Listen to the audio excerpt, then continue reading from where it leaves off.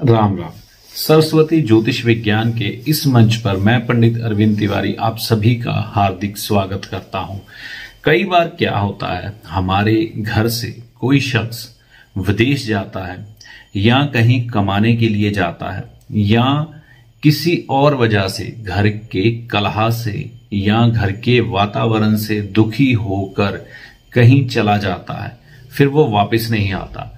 मान लीजिए कोई शख्स विदेश गया है, उसकी वहां पीआर नहीं हो पा रही, वह पक्का नहीं हो रहा, अपनी परिस्थितियों के कारण वह विदेश में फंसा हुआ है, अपने देश भारत में नहीं आ पा रहा, ठीक है।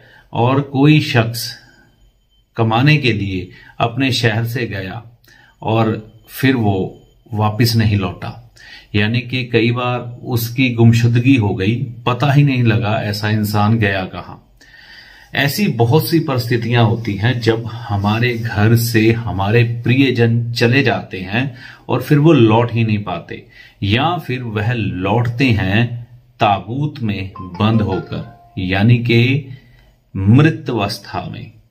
ऐसा होता है एक खास ग्रह चाल के कारण।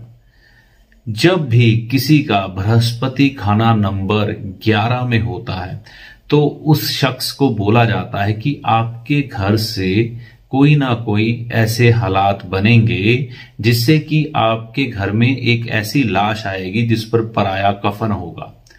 पराया कफन से मेरा भाव ये है कि जो आपके घर का प्रियजन है वह कहीं जाता है तो वह मृत अवस्था में लौटता है, उस पर जो कफन चढ़ा होता है वो पराया होता है, यानी कि अपनों का नहीं होता। घर में किसी की मृत्यु हो तो उस पर हम अपना कफन खरीद कर उड़ाते हैं। तो ये किसी दुर्घटना के कारण भी हो सकता है। घर से कोई शख्स कामकाज के लिए निकला तो दुर्घटनावश उसकी मृत्यु हो गई, या विदेश गया, परिस्थितियों में फंस गया, जिंदा लौट ही नहीं पाया, या कमाने के लिए घर से निकला, फिर उसके बाद उस इंसान का पता ही नहीं लगा कि वो कहां गया, कोई अता पता ठिकाना ही नहीं, या कोई शख्स घर से रूठ कर चला गया, फिर पता ही नहीं लगा कि वो कहां गया, जिंदा भी है कि मर गया। तो ये बृहस्पति खाना नंबर 11 की परिस्थितियां हैं। ऐसे जातक के जिसका भी खाना नंबर 11 में बृहस्पति हो, उसके परिवार में ये घटना घटने की संभावना रहती है। अगर आप में से किसी का भी बृहस्पति खाना नंबर 11 में है या आपके किसी प्रियजन का है तो एक उपाय जरूर करते रहिए।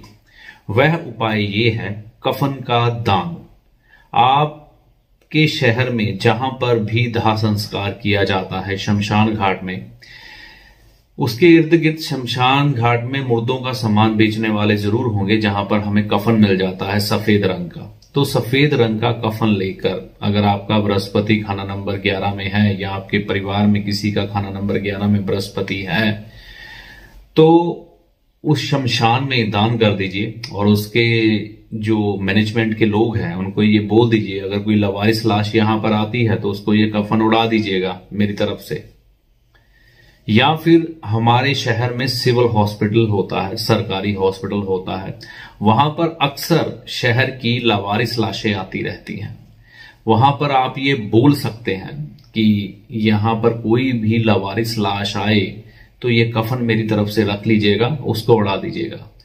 इससे क्या होगा, जो ये घटनाक्रम घटने वाला है लावारिस लाश का, कि मतलब हमारे प्रियजन कोई घर से निकल जाए, परिस्थितियां जो मैंने आपको बताई हैं वो पराई कफन में या ताबूत में बंद होकर ना लौटें, उसके लिए ये उपाय अगर आप लगातार करते रहते हैं तो आपको इस दोष से मुक्ति मिल जाती है।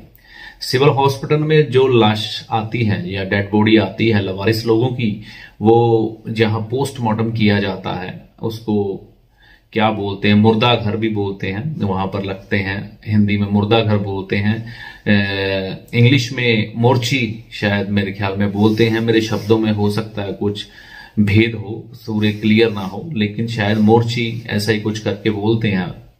तो वहां पर लवारिस लाशें रखी होती हैं, वो हर शहर में सिविल हॉस्पिटल में ऐसी जगह होती है। तो वहां पर जाकर कफन का दान करिए, आपको या आपके परिवार को, किसी को भी बृहस्पति खाना नंबर 11 का दोष है तो इस उपाय को करने से दूर होगा। ऐसी आशा करता हूं ये वीडियो आपके लिए लाभदायक सिद्ध होगा। अगर वीडियो अच्छा लगा तो इसे लाइक व शेयर करें, कमेंट करें। चैनल पर नए हैं इसे सब्सक्राइब करके नोटिफिकेशन को ऑल पे सेट करें ताकि हमारे हर आने वाले वीडियो की जानकारी सबसे पहले आपको मिले। अगले वीडियो तक के लिए जय माता।